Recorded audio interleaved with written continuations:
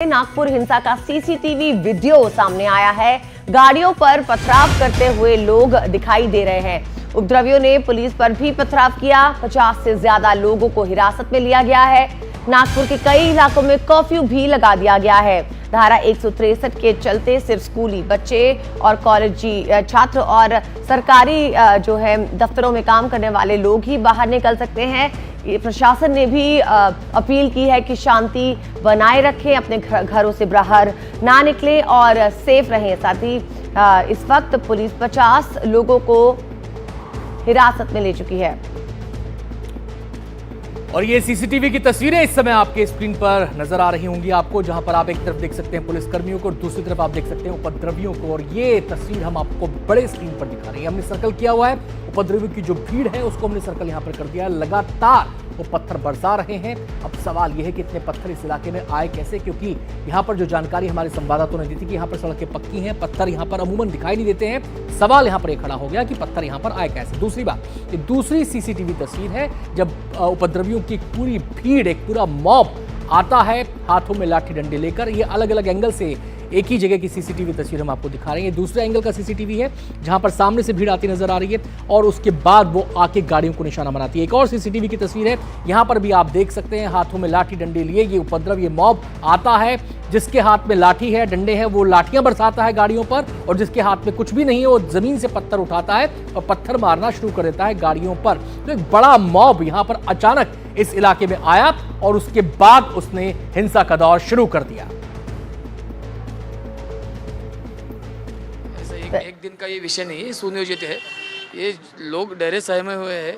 कल यदि हमारे हिंदुत्ववादी लोग नहीं आते तो क्या होता मालूम नहीं। इतने लोग अंदर चले गए, 200-300 का मजमा चला गया अंदर गाड़ी चला। आप देखो ये गाड़ी कैसे चला दी, यानी इतना कंक्रीट का पत्थर उसमें है। लोग बुरे डरे। एक गाड़ी उधर है तो पूरी, अभी 2 दिन के पहले हमने कार्यकर्ता ने गाड़ी ली थी 35 लाख की, वो फोड़ दी गाड़ी, ये बाजू में कुंटे में। तो पूरा ये सब सुनियोजित है, एक दिन का विषय नहीं है, ये सुनियोजित विषय है। ये कम से कम 100 के आसपास होंगे। बहुत, यानी नाली के वो जो बड़ा वाला नाला है वहाँ से आए थे और कुछ लोग सामने से रास्ते से आए थे और उनके पास बड़ी बड़ी लकड़ियाँ थी और पत्थर थे बहुत सारे और पेट्रोल की बोतल भी थी उनके पास।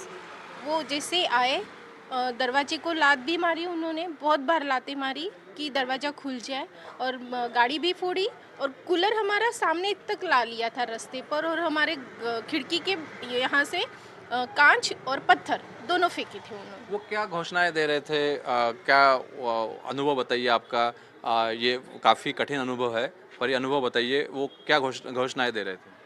हम लोग हमारे इसमें थे, डरे हुए थे, तो हमने उनके घोषणा की तरफ ध्यान नहीं दिया। वो कुछ तो भी उनके ही इसमें कुछ तो भी बोल रहे थे, जय जिहाद ऐसे कुछ तो भी था। वो ठीक से नहीं, प्रॉपर नहीं बता सकते हैं क्योंकि हम लोग बहुत ज़्यादा डरे हुए थे। एक तो घर में हस्बैंड नहीं थे और हम लेडीज़ ही थी, तो और ज़्यादा डर गए थे। ये बताइए, आप जब घर आई ऑटो से जब आ रही थी, ऑटो रिक्शा से, तो आपको आने नहीं दिया और आपको भी हमला करने की कोशिश हुई आप पे। मेरी बेटी आ रही थी, मैं उसको लेने गई थी, तो ऑटो वाले को बोल रहे थे कि तू उधर मत जाना, जाएगा तो देखो मार देंगे, काट देंगे देखो, ऐसे वो लोग बोल रहे थे। उसको कैसे दो भी छुपते छुपाते लाए हैं घर पे। और बड़े बड़े यानी झूठ जो है रूमर्स फैले गए, उसकी वजह से बड़े तादाद में लोग आए। इधर से बहुत बड़ा झुंड आ रहा था और झुंड आने के बाद क्या हुआ कि उन्होंने अपना तोड़फोड़ वाला कार्यक्रम चालू कर दिया और इसमें सब गाड़ियां जलाई उन्होंने। उनके पास पेट्रोल बम थे, बड़े बड़े पत्थर थे, आप यकीन नहीं कर सकते इतने बड़े बड़े पत्थर उन्होंने फेंके। मुंह पर मास्क लगाए हुए थे और पहले पत्थर से मारा और बाद में पता नहीं कैसे जलाए। तो बच्चों ने ऊपर से देखा पर उतना क्लियर नहीं दिखाई पड़ा। कुछ नारेबाजी कर रहे थे वो लोग, कर रहे थे पर समझ में नहीं आया क्या बोल रहे थे। हम लोग दरवाजे खिड़की बंद करके अंदर हो गए थे, हमारे घर पर पत्थर फेंक रहे थे। तो सभी को अपील करता हूँ कि नागपुर एक बहुत ही शांति प्रिय इस प्रकार की नगरी है। यहाँ की शांति भंग न हो, इस प्रकार से सभी लोगों ने व्यवहार और बर्ताव करना चाहिए और कोई भी अगर इस प्रकार से तनाव निर्माण करने का प्रयास करेगा तो उसके ऊपर बहुत कड़ी कार्रवाई की जाएगी। तो हम तो हर किस्म की वायलेंस का पुरजोर से खंडन करते हैं। वायलेंस नहीं होना चाहिए, सभी को कायदे कानून का पालन करना चाहिए। पर ये क्यों हुआ, किस लिए हुआ, ये सब चीज की पूरी तरह से महाराष्ट्र सरकार को जांच करनी चाहिए। देखिए, हम तो कितने दिनों से बोल रहे हैं कि महाराष्ट्र के अंदर कुछ बीजेपी के ऐसे नफरती चिंटू आ गए जो बस दिन भर आग भड़काने का काम कर रहे हैं, नफरती भाषणबाजी कर रहे हैं। माझी सर्व बांधवांना विनंती आहे की त्यांनी कुठल्याही प्रकारच्या अफवांवर विश्वास ठेवू नये, शांतता प्रस्थापित करावी आणि कणीही रस्त्यावर येऊ नये। सगळ्यांनी कायदा आणि व्यवस्थेला सहकार्य करावं आणि सलोख्याचं आणि सौहार्दाचं वातावरण ठेवण्याची नागपूरची जी परंपरा आहे त्या परंपरेनुरूप आपला व्यवहार करावा। मुख्यमंत्री महाराष्ट्र देवेंद्र फडणवीस जी के गृह क्षेत्र में नागपुर में महल इलाके में दंगा भड़का है। नागपुर 300 साल पुराना शहर है और इस 300 साल के इतिहास में नागपुर में कभी दंगा नहीं हुआ। ये हम सबको ये सवाल पूछना है कि आखिर ऐसी स्थिति क्यों बनाई गई।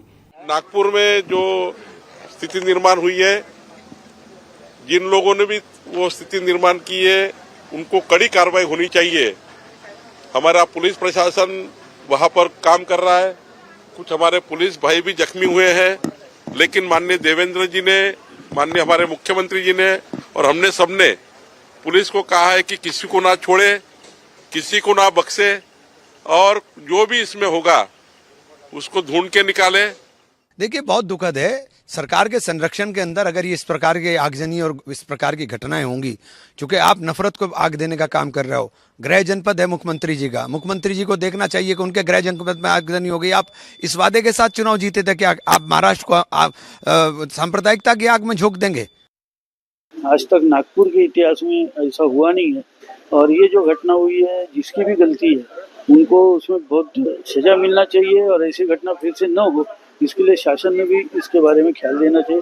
कहीं ना कहीं सवेरे जो हुआ उसके ऊपर गंभीरता नहीं लेते हुए, अगर वो गंभीरता से लेते थे तो मेरे को लगता है इतना बड़ा हादसा नहीं है। और मुझे नहीं लगता कि ये नागपुर के कोई यहाँ के है जो हमेशा रहने वाले लोगों में से क्यों होंगे, कुछ असामाजिक तत्वों के साथ बाहर के लोगों ने आके इसको अंजाम दिया होगा।